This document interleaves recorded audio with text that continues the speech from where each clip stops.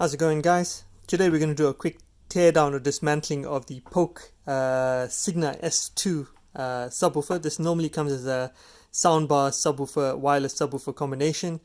Picked this up fairly cheap. I'm not sure why. Maybe it wasn't connecting. They've had some issues with connecting to the soundbar itself. So I thought I'll get it, do a teardown, have a look what's inside it. It has fairly decent reviews. Not very much to do. It's a bit of a surprising teardown only because I can't actually access a lot of the insides without breaking the unit, which I'm not going to do.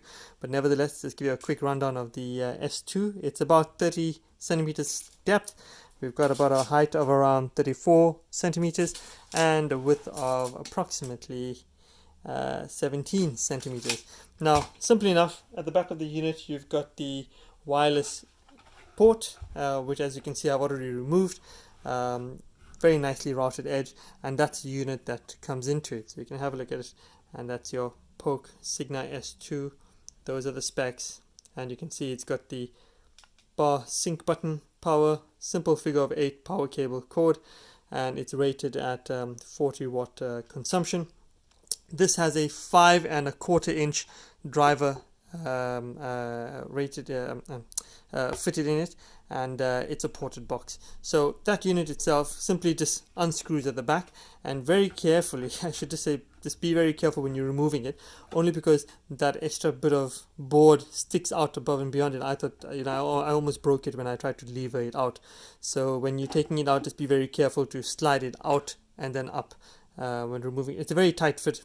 That distance of the PCB board just about fits that gap. So it's a bit of a tight fit when you get in there. But anyway, when you take it out, they haven't left very much cable length in there to really play around with. So as soon as you remove it and you get that out there, make sure you unplug the power cable, the subwoofer cable itself, which clips into that port. So bit of a tight fit. Take that out, slide that out, and there you go. Now the surprising thing to this unit is that it is a seal box. I can't really get to the actual innards of the box to see what the bracing and what the build is like on the inside, because as you can see, it's got the bracing cable in there. That cable is kind of got a bit of a glue to keep it stiff. The front of the unit, that's the bottom with the feet, no screws, anything to be able to take it off. You can see how they've mited the edges and the corners to put the box together. Unfortunately, the front of the box is nicely made. I like the gloss black finish and the lovely Polk sign. It looks like a premium product, although some reviews state that it's looks fragile. I don't quite get that description, but anyway, nice mesh finish. And just by feeling around the grill, you can see that the depression of the base drive is at the top there. Don't feel any other soft bits, and like I said, it's meant to be a 5 1/4 inch base driver. The grill is not removable, so we can't even have a look at what it's like, but I'm sorry, that's it for the dismantling or teardown for the Polk Signa S2. Now the important thing, and I think this is gold dust, if any of you can get the online specification or schematics of this unit and figure out which of this is actually the Bluetooth or wireless receiver. I'm presuming it's this bit here, and then figure out where does the audio feed into it. Wire up your own audio feed to an LFE feed from an amp, and then you can perhaps use the onboard amplifier to power the subwoofer.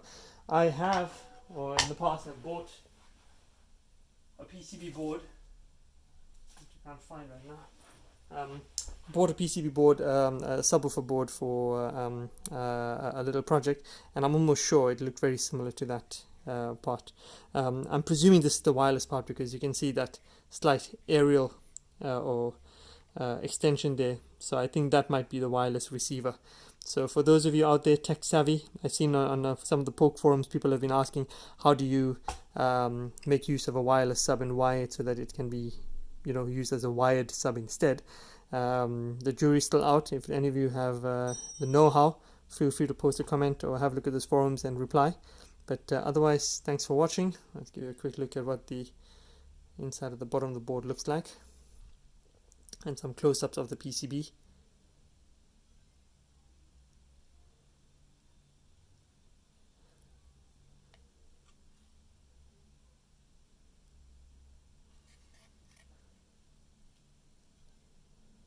And as always, feel free to leave any comments, any suggestions at the bottom of the comment section of the video. Feel free to subscribe for my other videos, and yep, once again, thanks for watching.